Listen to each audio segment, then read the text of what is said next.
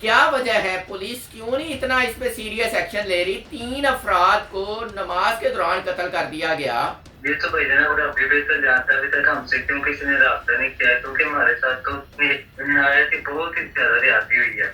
इसमें जो कुगी भट्ट का बोला जा रहा है, वो आपके क्या लगते हैं रिश्ते में? वो मेरे ताया को लगते हैं। उनका भी हाथ है इसमें? जी, उनका ही हाथ है।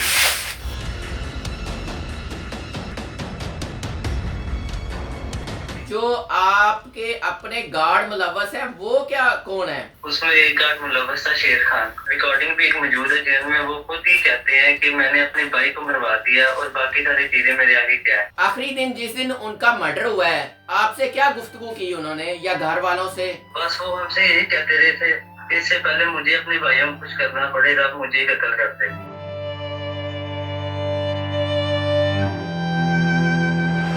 बिस्मिल्लाहिर्रहमानिर्रहीम। पाकिस्तान और दुनिया भर में देखने वालों को अस्सलाम वालेकुम। मेरा नाम है मोहम्मद आसिम। नाज़रीन, नारोवाल में नमाज तरावी के दौरान 3 अफराद को गोलियां मारकर कत्ल कर दिया गया। मेरे साथ उस मुकदमा के मदई इरफानुल्लाह भट्ट साहब मौजूद हैं, जो इमरानुल्लाह भट्ट साहब के साहबजादे हैं जिनको टारगेट किया गया। उनसे जानेंगे कि अभी तक क्या कार्रवाई हुई है, पुलिस ने क्या नोटिस लिया है और इनको क्या लगता है कि इंसाफ मिल पाएगा या नहीं। इरफानुल्लाह भट्ट साहब, अस्सलाम वालेकुम।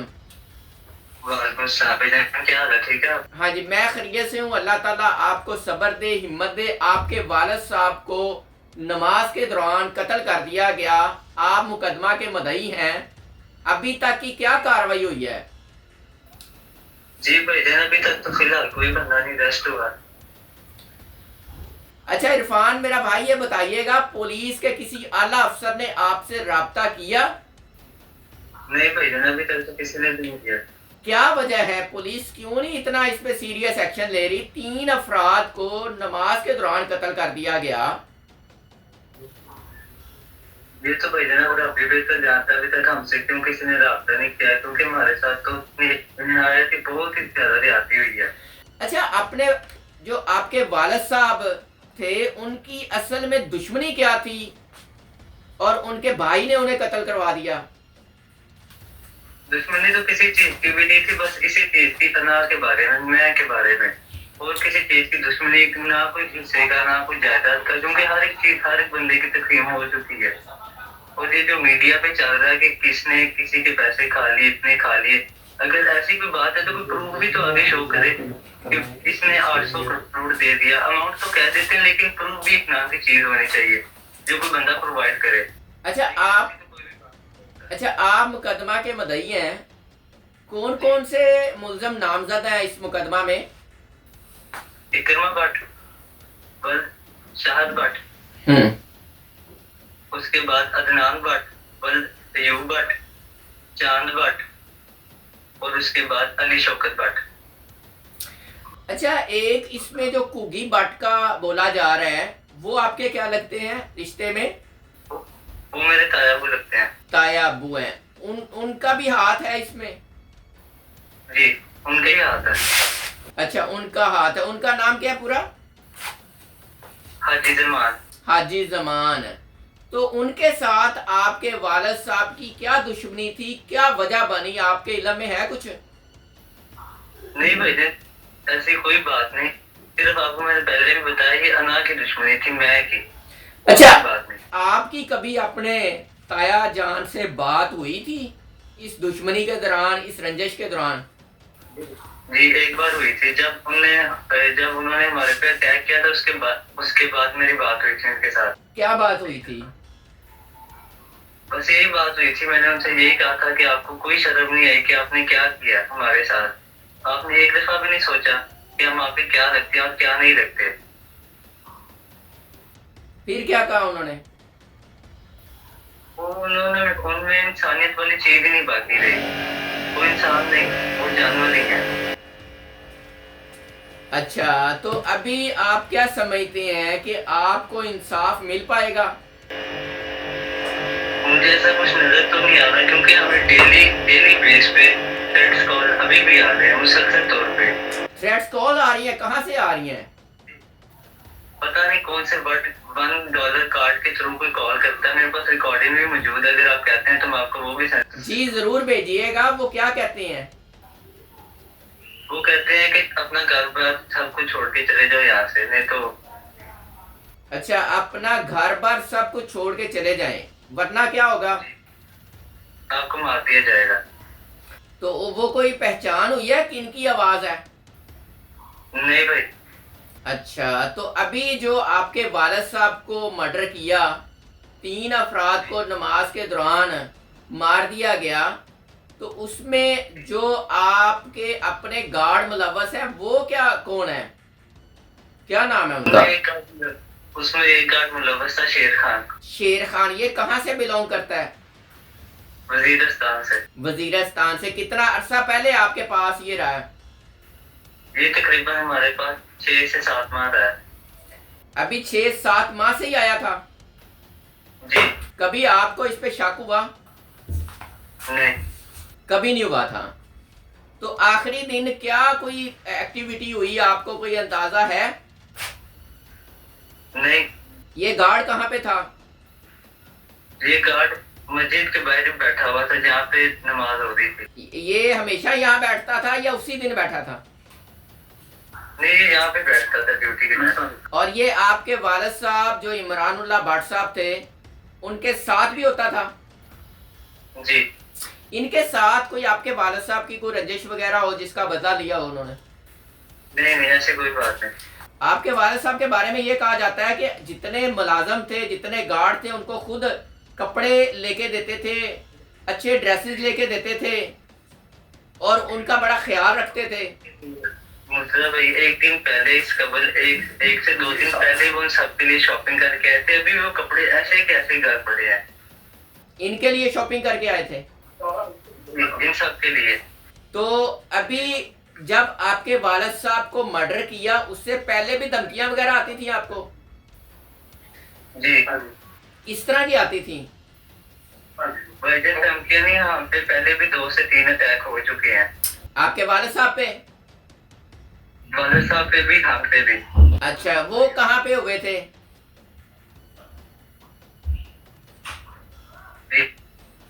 जी? ना। वो कहाँ कहाँ पे हुए थे?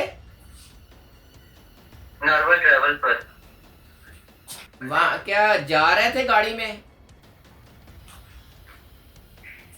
नहीं, हम लोग वहाँ पे अपने दफ्तर में बैठे हुए थे, अपने दोस्तों के साथ खाना शाना खा रहे थे। तब वहाँ पे सईदू, जो सईद नाम के, सईद भट्ट नाम से शूटर जाना जाता है, जो बहुत हो गया।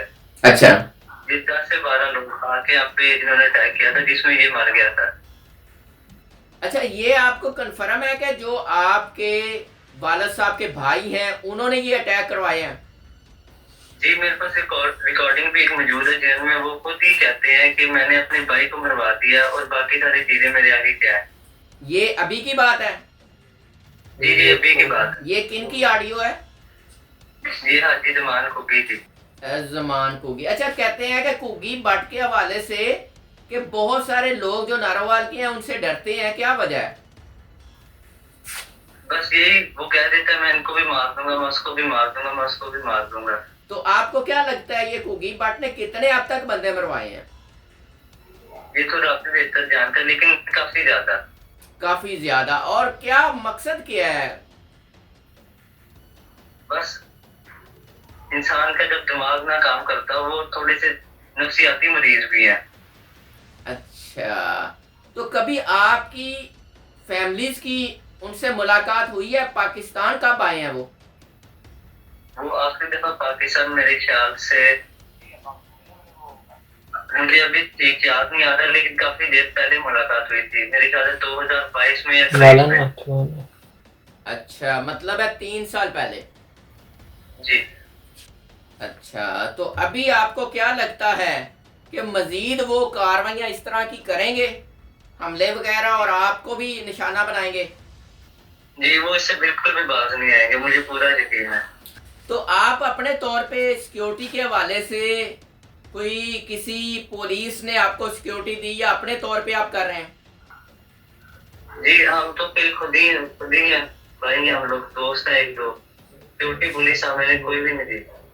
अच्छा, मौत से पहले, कत्ल से पहले आपके वालिद साहब की मसरूफियत क्या होती थी? मसरूफियत यही होती थी, सारा दिन हवेली में रहते थे, बाहर वो काम ही नहीं करते हैं, बस किसी काम के साथ आखिरी दिन तबलीग वाले कामों में लगे रहते थे। तबलीग पे भी जाते थे। जी, आखिरी दिन जिस दिन उनका मर्डर हुआ है, आपसे क्या गुफ्तगू की उन्होंने या घर वालों से? बस वो हमसे यही कहते रहे थे, इससे पहले मुझे अपने भाइयों को कुछ करना पड़े, रब मुझे ही कत्ल करते। अच्छा, मुझे कुछ ना करना पड़े, वो मुझे ही मार दें। जी, वालिद साहब ने कोई कभी नसीहत की हो आपसे? बस उन्होंने यही कहा, किसी के साथ ज्यादती नहीं करनी और अपने रब पे यकीन रखना, बाकी इंशाल्लाह सब अल्लाह खैर करेगा। आपके वालिद साहब कभी मौत से डरते थे या कभी उनको लगता था कि मुझे इस तरह मार दिया जाएगा, मेरे बच्चों का क्या बनेगा, मेरे घर वालों का क्या बनेगा? इस तरह के खदशात बंदे के ज़हन में हों तो बंदा कोई दुख का इजहार करता है। नहीं, मेरे वाले साहब ऐसे बिल्कुल भी बंदे नहीं थे, वो रब पे यकीन रखने वाले बंदे थे, उनको किसी भी चीज का, किसी भी किस्म का डर और खौफ नहीं था। अच्छा, कुछ लोगों का कहना ये है कि आपके वालिद साहब ने उनकी ज़मीनें अपने पास रखी हुई थी, अड्डा रखा हुआ था, बाकी चीज़ें थी, जिस वजह से घुगी भट्ट जो है वो कहता था कि जी आप अपना हमारा हिसाब करो, हमें ज़मीनें दो, जो हमारा हक है। इमरानुल्लाह भट्ट साहब ने उनका हक रखा हुआ था। कुछ लोग इस तरह की बातें और इस तरह के इल्ज़ामात भी लगा रहे हैं। मतलब ये तो कहने की बातें हैं, लेकिन कोई बंदा प्रूफ एविडेंस नहीं देता। हर एक प्रॉपर्टी, हर एक एक चीज उनके अपने नाम पे है, और मेरे वाले साहब की हर एक अपनी अपनी चीज उनके अपने नाम पे है। और तकसीम वगैरह ये तो काफी देर पहले हो चुकी थी, ये आपकी बात नहीं। तकसीम तो हमारी तकरीबन मेरे ख्याल से 2020 में या 21 में हो चुकी थी, जहाँ तक मुझे इल्म। आपकी दादो जान को कितना अरसा हो गया है दुनिया से गए? मेरी दादो जान को मेरे ख्याल से 3 से 4 साल हो चुके हैं, इससे ज्यादा। अच्छा, आपकी जब दादो जान जिंदा थी तब वो समझती थी कि भाइयों की लड़ाई है, सुलह होनी चाहिए, इस तरह की कोई तलकीन वगैरह करती थी? जी, फिर उनकी बात नहीं मानी जाती थी? मेरी दादो ने एंड वाले वक्त भी, जहाँ तक मुझे याद है, उन्होंने यही नसीहत की थी हाजी रहमान को कि मेरे बेटों की तरफ कभी मैली आंख से न देखना, अगर तुमने इसे कुछ भी किया तुम्हारा कुछ भी नहीं रहेगा। अच्छा, आपके वालिद साहब से बड़े कितने हैं भाई जो हैं? फिलहाल जो हयात है वो 2 हैं, हाजी जमान और रिजवान। अच्छा, ये 2 भाई हैं और इनको आपकी दादो जान ने कहा था कि मेरे बेटे जो हैं इमरानुल्लाह भट्ट साहब, उनकी तरफ मेरी आंख से ना देखना। जी, तो क्या इनको ये बातें भूल गई हैं? वालदा साहबा का पैगाम जो होता है या कहना है होता है बहुत इम्पोर्टेंस रखता है। ऐसी बात है, लेकिन बस क्या कर सकते हैं। अच्छा, ये बताइएगा, घुगी भट्ट साहब जो आपके अपना ताया जान लगते हैं, कि अभी आप पे क्या गुजरी है? एक वालिद साहब जब दुनिया से जाते हैं तो बच्चों पे, घर पे क्या गुजरती है?